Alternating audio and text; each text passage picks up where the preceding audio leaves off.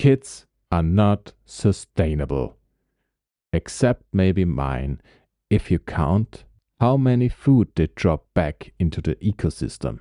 Hi, my name is Ian the Bay, and this is The Good System, the podcast where we talk about how we live, what's broken, what we can make better, and how to laugh about it just enough to keep it going, so we can, in the end, build a good system.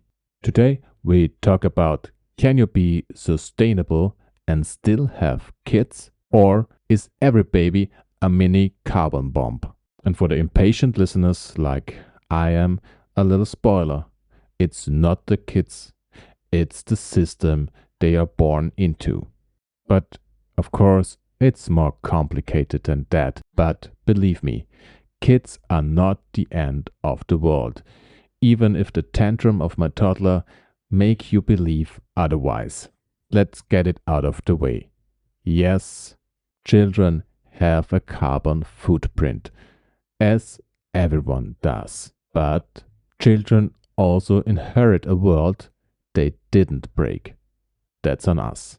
They don't pick SUVs or a meat-heavy diet or fossil-fueled power grids. I totally get if someone is in a situation where he or she or they or whoever thinks about having children and is in doubt if this is a good idea. And as a father of 2 children, let me say, no, yes, it's a great idea to have children. And I say this from a very lucky position, because my firstborn was an accident, or let's say a surprise. My wife and I, we wanted children, but we never planned when and where. But it happened, very luckily, and we became parents. And this was even before the great movement of the Fridays for Future. But of course, we were aware of climate change and we thought about it. But the wish of having a children was bigger. And our second child came during the pandemic, when the feeling around wasn't that optimistic, I would say. But it was clear we want children, and that climate change or any other global crisis can't prevent us from having it. And it never had in human history prevented people from having children. Just imagine when there is a world war or another threatening situation and people would have stopped having children. You maybe wouldn't be even alive.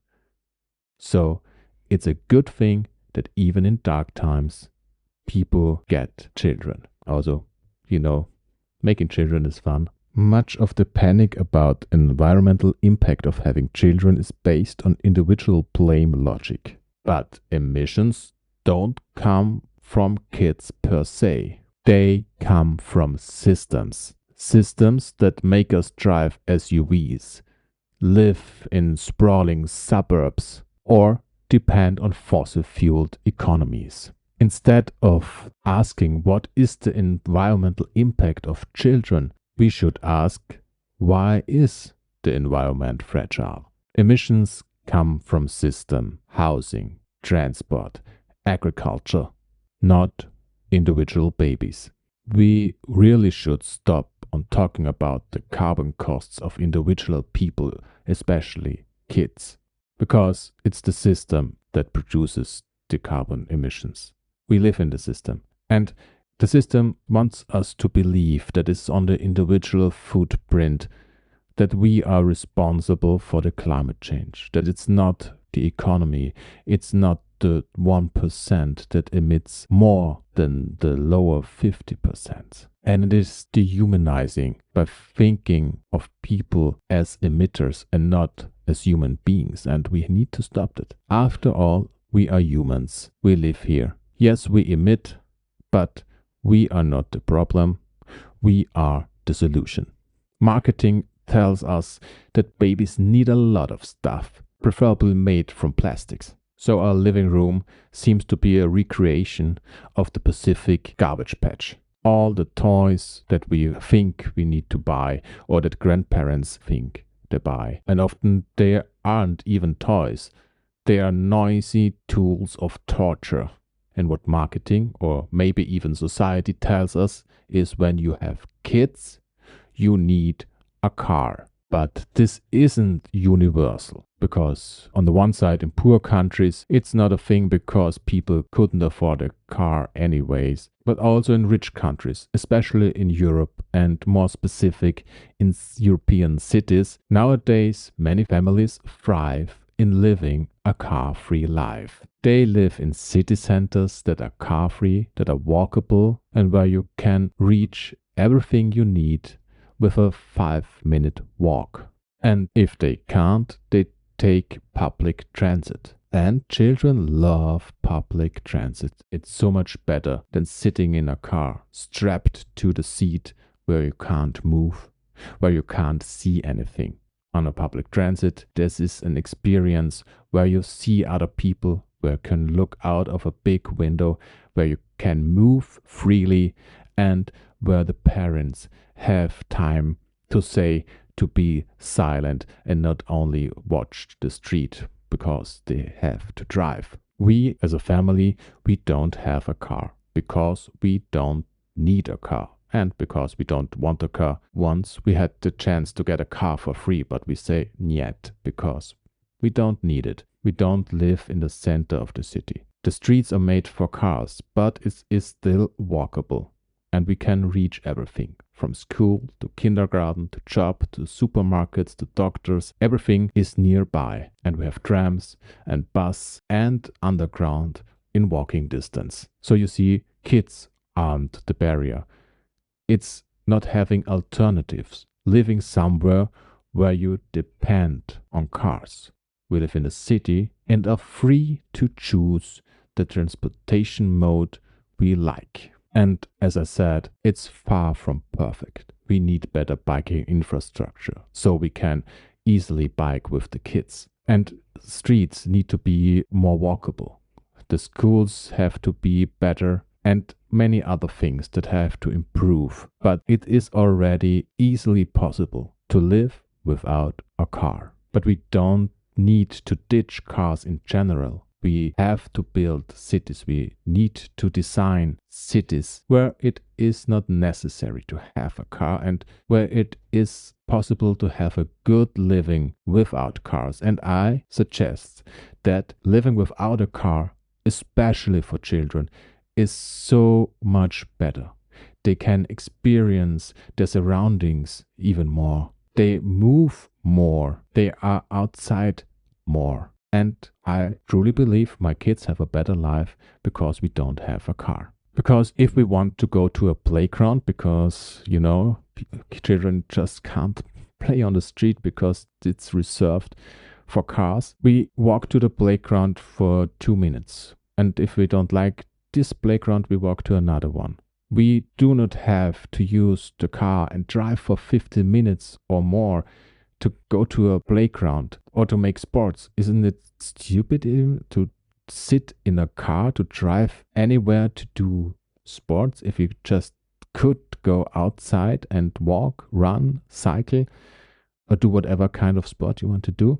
So let's build a city, not only for the children, but for all of us, that we can move freely and be outside, safe, and come together. Because if the city is for the people, you will meet the neighbors, you have a talk while the kids can play. I already talked about all of this in my episode about cities versus the countryside where it is better to live. You can listen to it if you're interested in, and maybe it isn't a spoiler. I think living in the city is better and more sustainable than living on the countryside, especially if it isn't a real country but suburbs. You've probably heard the too many people argument in connection to climate change, especially if you listen to the last episode I published where I talked about overpopulation. Listen to that if you want to hear more. I just talk a little bit about the overpopulation problem quotes unquote, here now. The argument that overpopulation is causing climate change is seductive. It's simple, it's convenient, and it's mostly wrong because it lets the big polluters off the hook. The richest 10% emit more than half of the pollution worldwide. The poorest 50% barely leave a mark. So it's not about how many people there are, but how we consume and how we live and how the system we live in is built. So we need to change the system. So it's not overpopulation, it's overconsumption. Overpopulation isn't the villain. Overconsumption is. And blaming kids for the planet's collapse is like blaming the spoon for obesity. I try to live as sustainable as possible. And there are two things that hinder me doing that. First, it's my laziness. I want it convenient, and so I often prefer the convenient solution over the more sustainable one.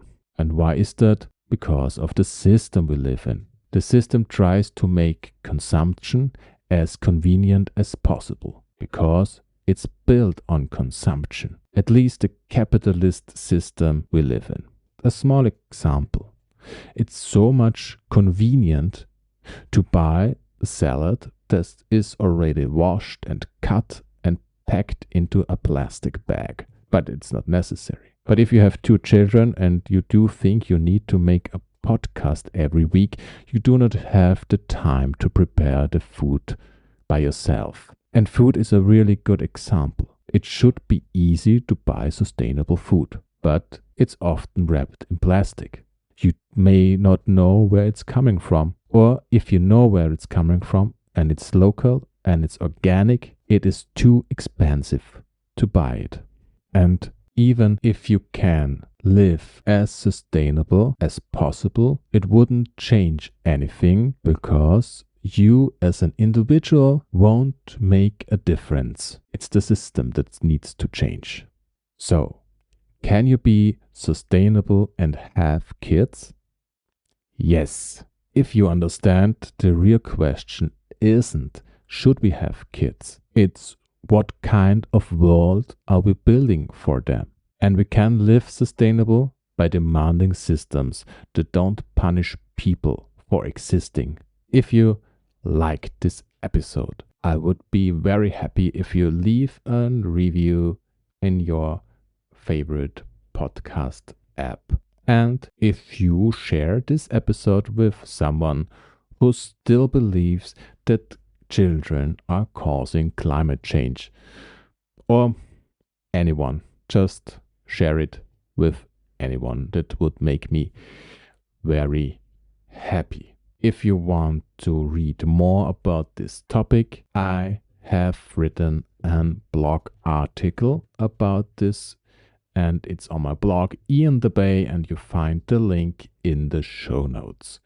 If you want to watch this podcast episode, it is on YouTube, and maybe, if I don't forget, to upload it even on Spotify. There you can subscribe to my channel or to me or to this podcast, which you can also do on your favorite podcast app, whatever it is, so you don't miss any episode. And you can leave comments on different apps and I will read it. Probably. So, I also have a newsletter that comes monthly and is a review of my month. If you're interested in that, you find the link in the show notes. I think that is everything. Thank you for listening, and now start making babies. It's a lot of fun. Till next time, I'm Ian the Bay.